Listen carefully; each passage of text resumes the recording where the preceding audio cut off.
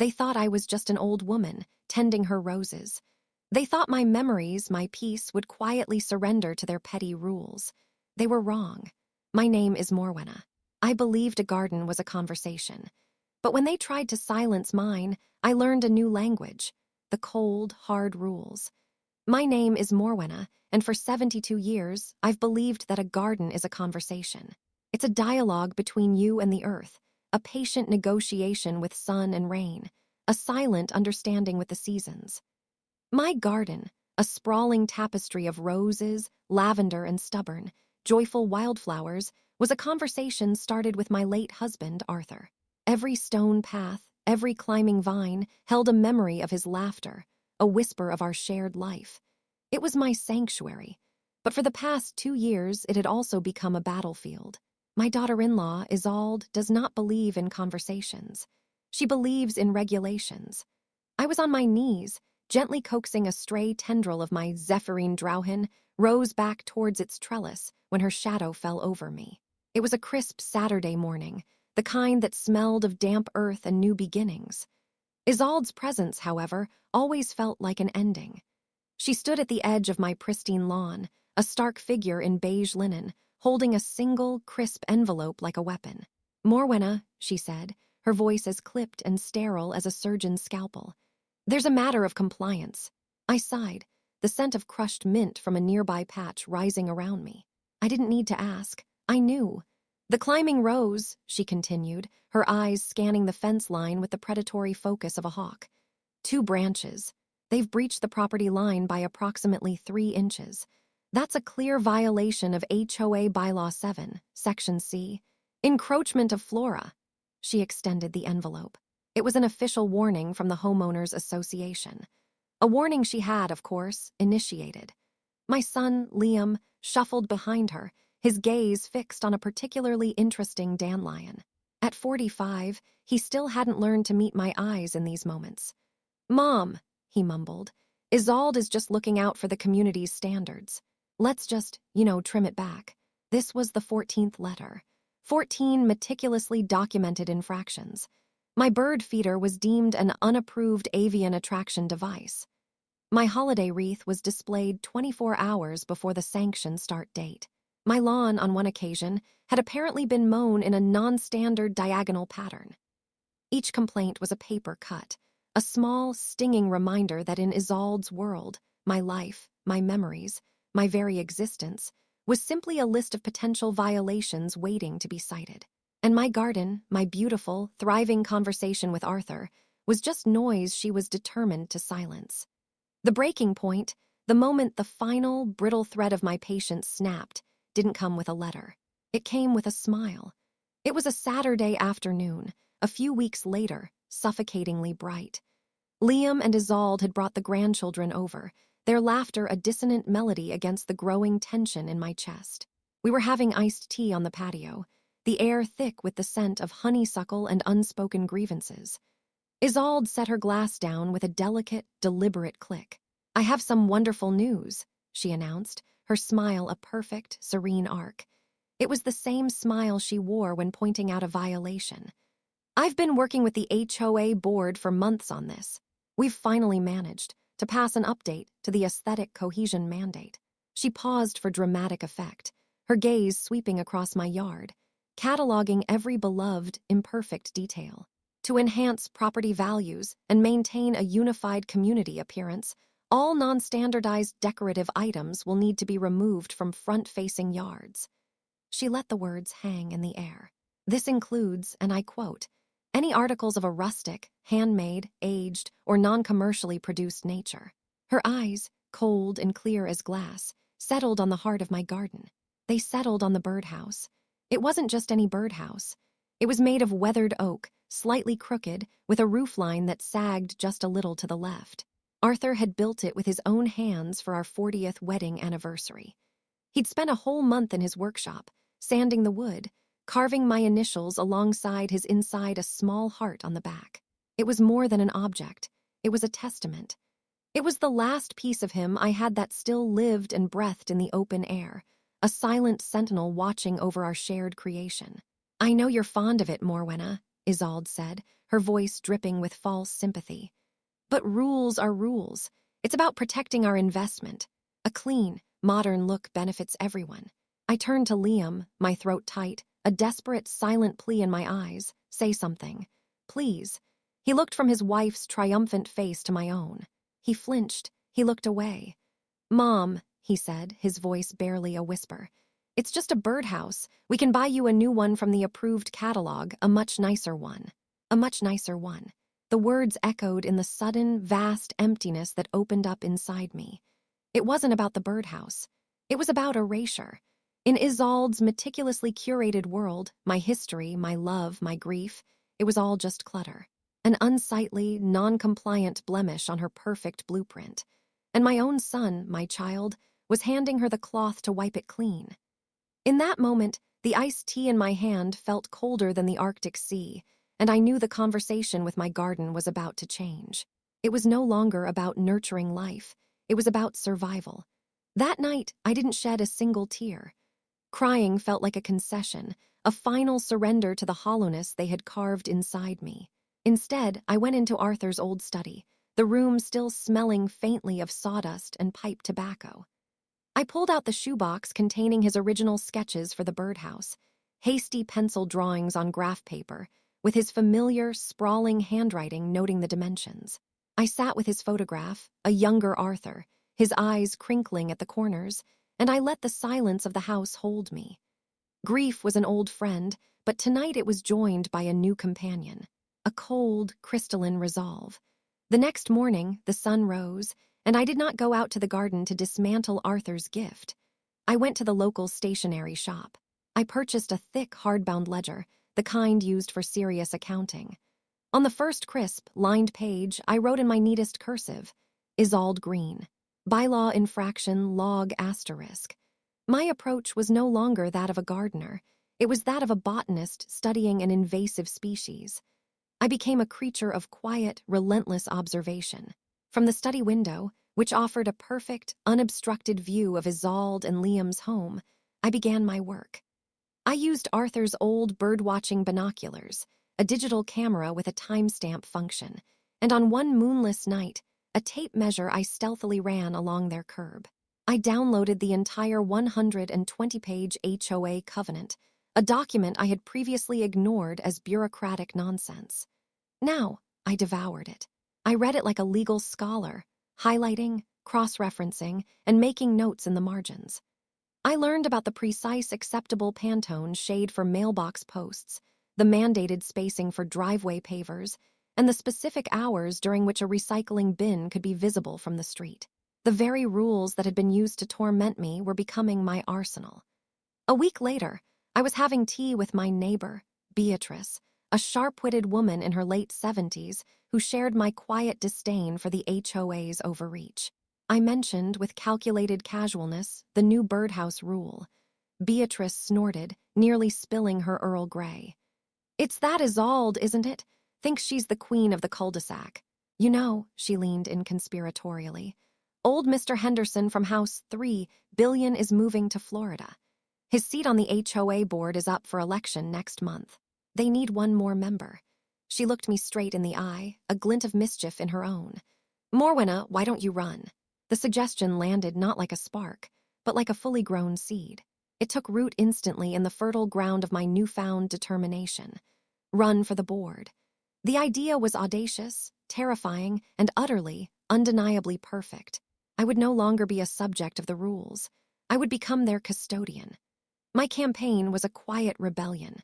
There were no plastic yard signs impaled in my lawn, no glossy flyers stuffed into mailboxes, no desperate, smiling glad-handing at the community pool. Isolde would have orchestrated a campaign of aggressive perfection. I chose a campaign of quiet dignity. My platform was my garden. I hosted a series of garden open days. The invitations were simple, handwritten notes tucked into neighbors' doors, inviting them for tea, scones, and conversation. I set up small tables among the delphiniums and foxgloves. People came, drawn by curiosity and the promise of my famous lemon lavender scones.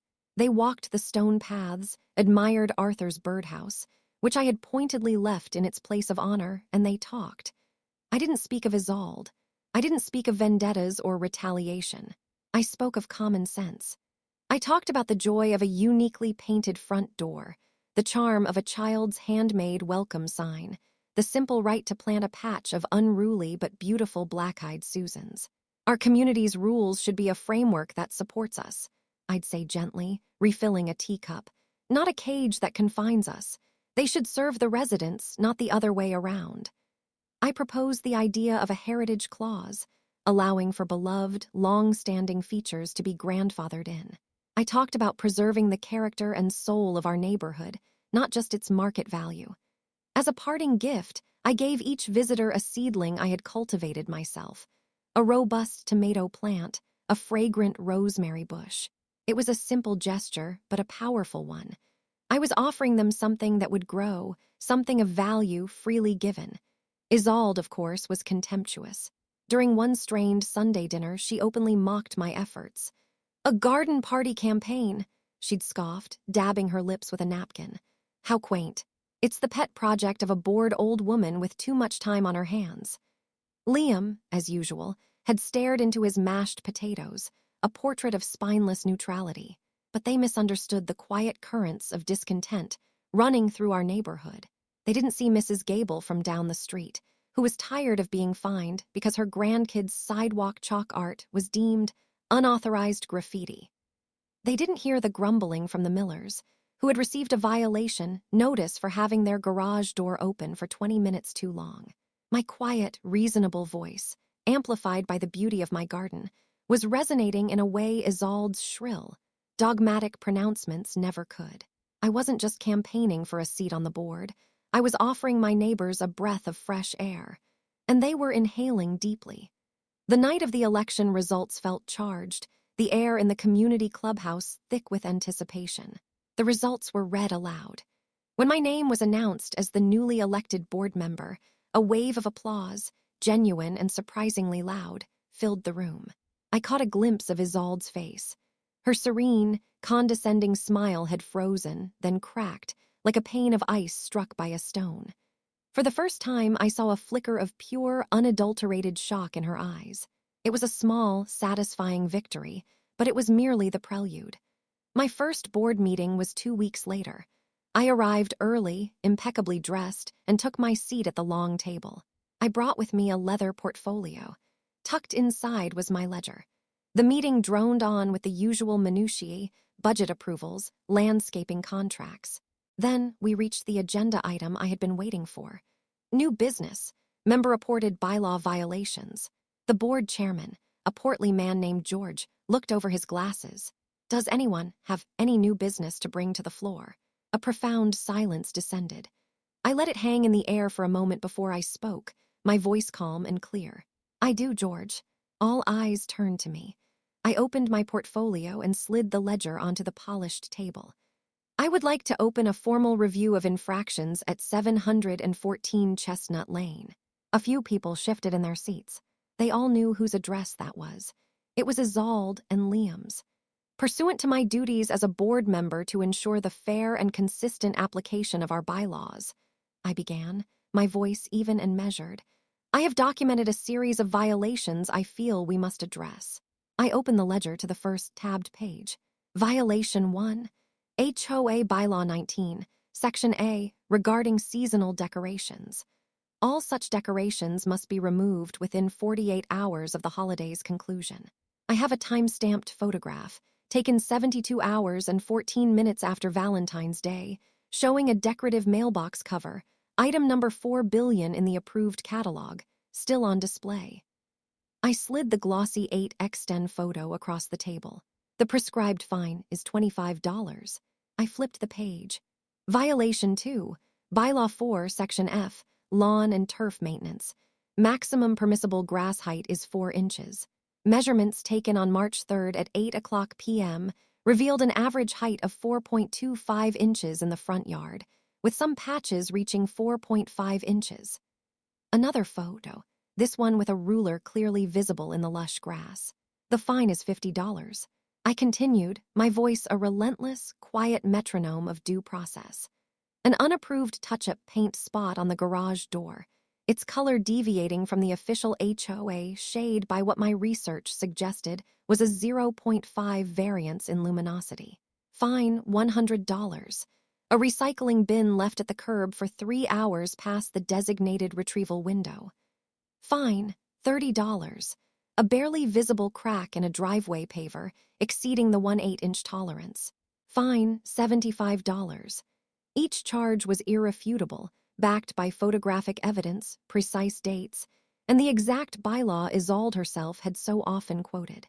Her own obsession with perfection, her own fanatical adherence to the letter of the law, was now a perfectly crafted cage closing in around her.